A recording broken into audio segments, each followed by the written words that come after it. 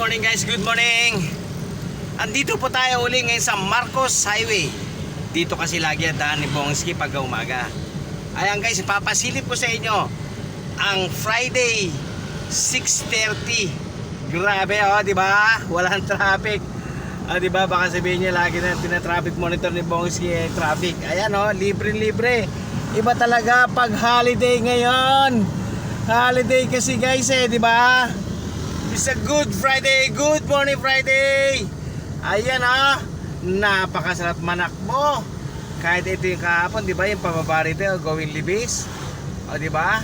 Ngayon, hindi na tayo akit na ng SM kasi libre-libre dito mismo sa Marcos Highway.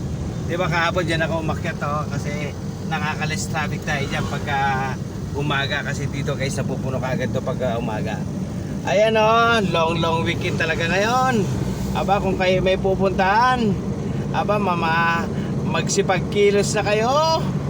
Biruin nyo, Monday pala, wala pa rin pasok, kaya talagang long weekend talaga. Sarap naman.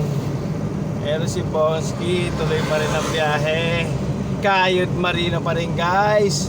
Ayan di ba kaluwag magkabilaan? Yan, ayan sobra sarap manakbo pagka ganito, parang Sunday lang Ayan guys, yan po ang traffic monitor natin guys. Ito po si Bongski, ang pinakamaingay na vlogger guys. Ito po, meron po na tayong pasero.